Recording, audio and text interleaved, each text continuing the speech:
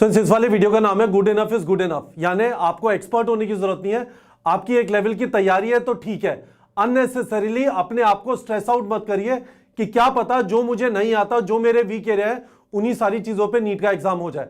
ऐसा नहीं होगा। पहली चीज तो अपने दिमाग में बैठा लीजिए। मैं इस वाले वीडियो में आपको बताना चाहता हूं कि जब 90 डेज बचे हैं, ये वीडियो नीट 2022 एस्पिरेंट्स के लिए है, आपके लिए बहुत ज्यादा जरूरी है कि आप पीसफुल रहें और इस एटीट्यूड से काम करें कि हाँ मुझे आता है, मैंने जितना किया वो सफिशिएंट है और एग्जाम की सुबह तक मुझे 100% कंफर्ट नहीं आएगा, दैट इज नेचुरल। ठीक है, तो पहली चीज समझिए, आप अपनी नीट की तैयारी को दो तरीके से अप्रोच कर सकते हैं। एक तरीका यह है कि आप कुछ चैप्टर्स के एक्सपर्ट बन गए, ठीक है, और दूसरा तरीका यह है आप सारे चैप्टर्स के एक्सपर्ट नहीं है पर आपको सारे चैप्टर आते हैं, आपकी एवरेज अंडरस्टैंडिंग है। ये वाली जो अप्रोच है ये नीट के हिसाब से परफेक्ट है और ये वाली अप्रोच जेईई एडवांस के हिसाब से परफेक्ट है। हालांकि अब जेईई एडवांस में भी पेपर्स थोड़े नीचे लेवल के आने लगे, पर इसका मतलब यह है कि जेईई एडवांस का पेपर ऐसा नहीं होता। नीट का एग्जाम इमेजिन करिए, इस बार लोगों को 700 मार्क्स पे ऑल इंडिया काउंसिलिंग से वर्धमान महावीर नहीं मिला, एम्स दिल्ली की छोड़ दीजिए, ठीक है। तो इसका मतलब क्या है कि यू हैव टू इंश्योर कि आपको पूरे 96 चैप्टर, जो एग्जाम का पैटर्न है वो इस हिसाब का है कि आपको 96 चैप्टर्स जो है आपको सारे आने चाहिए।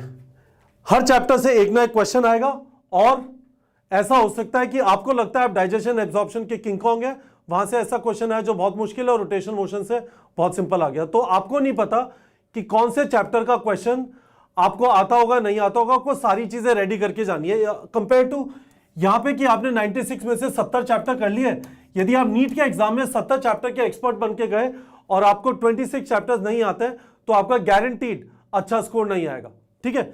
तो ये बात है। तो डिसिप्लिन किस चीज के लिए चाहिए, अपने दिमाग से ये निकाल लीजिए। फॉर एग्जाम्पल कि मैं बायो का सुपर एक्सपर्ट बन जाऊंगा, फिजिक्स केमिस्ट्री नहीं आती तो क्या फर्क पड़ता है, आपका स्कोर आ जाएगा 400 450 आउट ऑफ 720, हैप्पी बर्थडे हो गया आपका, यदि इस वाली अप्रोच से चलेंगे। मैं वो चैप्टर छोड़ के चला जाऊंगा जो डिफिकल्ट है, नहीं आपको रे ऑप्टिक्स डिफिकल्ट लगता है, आपको इक्विलिब्रियम डिफिकल्ट लगता है, आपको जेनेटिक्स डिफिकल्ट लगता है, आपको कम से कम इतना कर लेना है कि यदि बहुत मुश्किल सवाल है, चलो मेरे से नहीं हुआ, पर ज्यादातर सवाल बहुत मुश्किल नहीं आएंगे तो आप कर पाएंगे, ठीक है। इस तरह की तैयारी कर लेनी है, छोड़ के कुछ भी नहीं जाना है। और फाइनली जो मैंने ऊपर भी बताया था, मैं इस चैप्टर का किंग कॉन्ग हूं, नहीं भाई हो गया।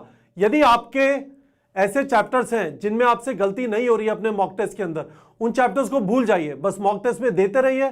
बार बार जब आप मॉक टेस्ट देखेंगे हर संडे को, उसमें यदि वो वापस आता है कि हाँ उसमें कुछ गड़बड़ हो गई स्पेसिफिक टॉपिक में, जाके पढ़ लीजिए। पर यदि आपका बॉडी फ्लूइड्स एंड सर्कुलेशन का क्वेश्चन सही हो रहा है, यदि आपका some basic concepts of chemistry का क्वेश्चन सही हो रहा है, यदि आपका स्टेट्स ऑफ मैटर का क्वेश्चन सही हो रहा है, यदि आपका इलेक्ट्रोमैग्नेटिक वेव्स का क्वेश्चन सही हो रहा है, करंट इलेक्ट्रिसिटी का सही हो रहा है, भूल जाइए, परेशान मत होइए उसके बारे में। उन चीजों के ऊपर फोकस करिए जहां पे आपको प्रॉब्लम है। तो मैं एक बार समझा देता हूं वापस। दो सिचुएशंस है, कुछ स्टूडेंट्स हैं जिनका सिलेबस कंप्लीट नहीं है, आपकी फर्स्ट प्रायोरिटी है सिलेबस कंप्लीट करना, विच मींस गुड इनफ का मतलब आपके लिए है आप कैसे ना कैसे करके 900 घंटे से 1000 घंटे की पढ़ाई हो सकती है नीट एग्जाम तक, है ना। 90 दिन बचा है, 90 दिन बचा है। तो 900 से 1000 घंटे में, 900 से 1000 घंटे में आप करीब करीब 40 से 50 चैप्टर खत्म कर सकते हैं, ठीक है। यदि आपने पहले थोड़ी बहुत पढ़ाई की है तो 40 से 50 चैप्टर कर सकते हैं। पर चैप्टर करने का मतलब क्या है, थ्योरी करिए इनकी, उसके बाद प्रैक्टिस जरूर करिए क्वेश्चंस।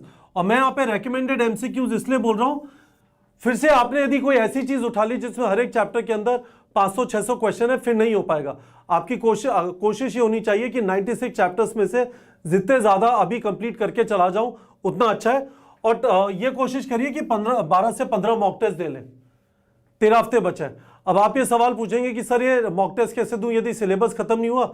आपके पास ऑप्शन है टारगेट टेस्ट देने का, पर टेस्ट जरूर दीजिए। टारगेट टेस्ट कैसे देते हैं, मैंने वीडियो के डिस्क्रिप्शन में एक प्लेलिस्ट डाली हुई है, उसे देख लीजिए, आपको समझ में आ जाएगा, ठीक है।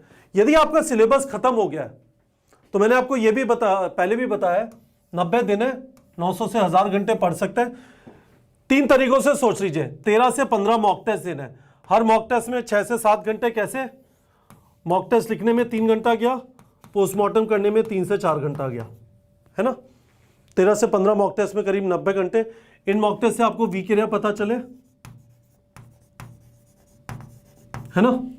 उन वीक एरिया को फिक्स करने में आपने 400 घंटे के आसपास लगा दिया। इससे आपका स्कोर इंप्रूव होगा, क्योंकि आप अपने वीक एरियाज पे वर्क करें। कुछ क्वेश्चन जो गलत होते थे धीमे धीमे गलत होना कम हो जाएंगे, इससे स्कोर इंप्रूव होगा।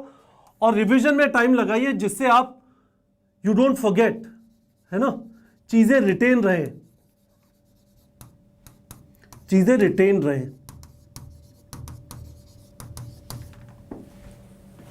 तो ये कहानी है स्टूडेंट। तो समराइज कर देता हूं। बाय द वे, मैंने वीडियो के डिस्क्रिप्शन में एक प्लेलिस्ट डाल दिया जिसमें टारगेट कैसे सेट करना है या डीपीपी वगैरह कैसे आप जनरेट कर सकते हैं अपने वीक एरियाज पे वर्क करने के लिए, वो आपको सारा समझ आ जाएगा। पर मैं एक बार वापस समराइज कर देता हूं। एक्सपर्ट नहीं बनना है, एग्जाम ऐसा नहीं है, ठीक है। एग्जाम का लेवल बहुत ज्यादा रीजनेबल है। मैं ये क्लेम कर सकता हूं कि जो बोर्ड एग्जाम के आपके सैंपल पेपर्स आए हैं टर्म 1 टर्म 2 वगैरह के, उनसे सिंपल एग्जाम आ रहा है 2020 और 2021 के अंदर। कोई रीजन नहीं लगता कि वो पैटर्न इस बार चेंज होगा। तो इंपॉर्टेंट चीज ये है कि आपका कवरेज, ठीक है, आपकी नॉलेज हॉरिजॉन्टल ज्यादा होनी चाहिए डीप होने के मुकाबले, ठीक है। That is a better approach. Of course यदि आपके सारे मॉक टेस्ट के अंदर 715 टाइप आ रहे हैं, फिर आप जो मन में आए करिए, ये वीडियो आपके लिए नहीं है।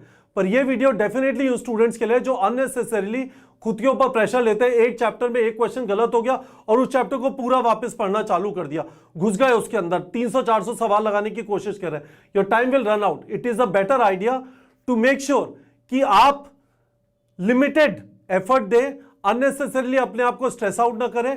अपने दिमाग में यह डाल लें कि ये गारंटी नहीं है कि जो चीजें आपको नहीं आती नीट एग्जाम में उसी से आएगा। ये चीज समझ लें कि एग्जाम के दिन भी आपका कंफर्ट लेवल परफेक्ट नहीं होगा। तो हमें यह इंश्योर करना है कि डिसिप्लिन मैनर में, यदि आपका सिलेबस खत्म हो गया है तो इन 3 चीजों के ऊपर फोकस रखें, ठीक है। और सिलेबस खत्म नहीं हुआ है तो ऑब्वियसली अपने सिलेबस कंप्लीशन पर फोकस रखें। आपका कोई भी सवाल है, मैं इस वाली चीज को वापस, इस फ्रेज को याद रखिएगा, good enough is good enough.